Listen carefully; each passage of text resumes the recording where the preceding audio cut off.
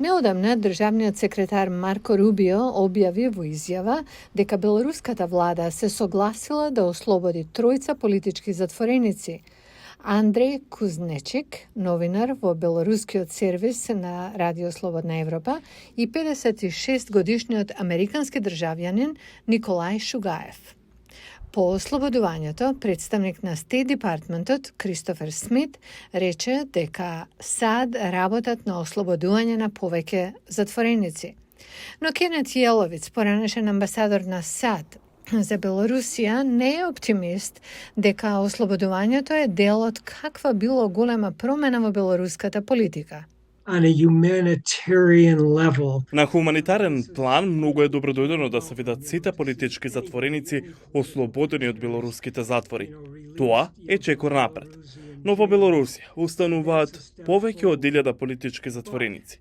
Основната авторитарна диктатура останува многу цврсто на своето место. Јеловиц вели дека одлуките на авторитарниот лидер на Белорусија, председателот Александар Лукашенко, се поврзани со ситуацијата во Украина. Тој смета дека Белорусија реагира на можноста на крај на војната во Украина и затоплување на американско-руските односи. Извештајот во Нью Йорк Таймс сугерира дека представниците на администрацијата на Трамп се отворени за договор, поврзувајќи го ослободувањето на затворениците со олеснување на американските санкции наменати за Белорусија заради кршење на човековите права. Белорускиот политички аналитичар Вадим Мојејко вели дека договорот меѓу САД и Белорусија одговара на логиката на политиката на санкции.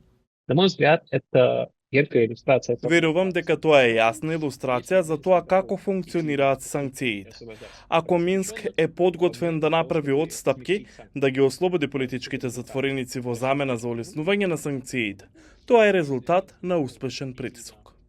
Историчарот и политички аналитичар Александар Фридман се согласува дека санкциите функционирале, но исто така се сомнева дека каков било договор со САД би можел да ја приближи Белорусија до Западот.